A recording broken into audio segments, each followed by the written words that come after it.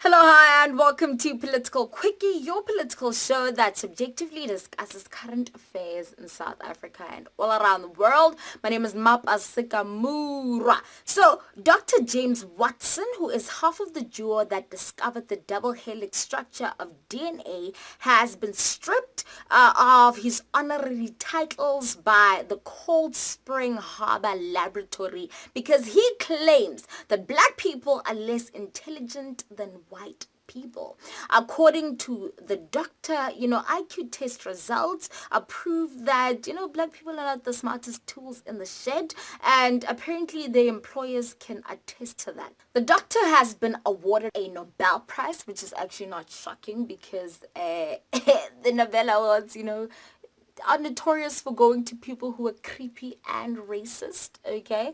So, his son came out saying, no, actually, no, okay, my dad is not a bigot. He's merely been crucified for his narrow interpretations of genetic destiny. Yeah. So it is true, however, that people of color in the US actually score lower in the IQ test as compared to European Americans. While there is no scientific proof that genetics is the reason why, we do know that, environmental factors, on the other hand, are a huge contributory factor. So the better school you go to, the more suburban your lifestyle, then the higher chance of you scoring high in this IQ test. While, the people who've been systematically oppressed score lower. During colonialism, black people were considered primitive, half-human, not fully developed, etc. However, through the likes of Dr. Sheikh Anta Diop and, others who've actually studied pre-colonial Africa, we've learned that it was actually black Africans who migrated from Egypt to West Africa who actually built the pyramids. We've also learned that when Christopher Columbus landed in the Americas, he not only found red Indians, but he also found black Africans who sailed from West Africa to America.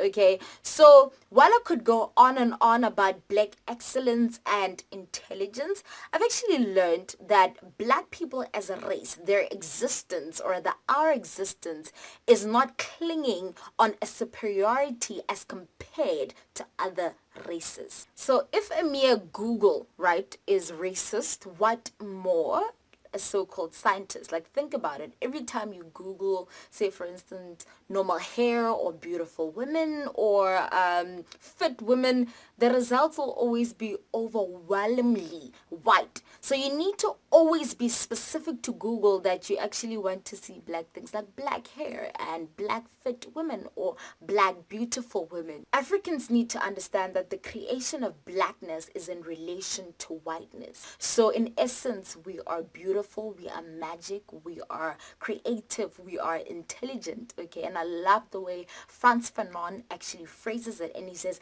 I am not a potentiality of something, but I am wholly what I am.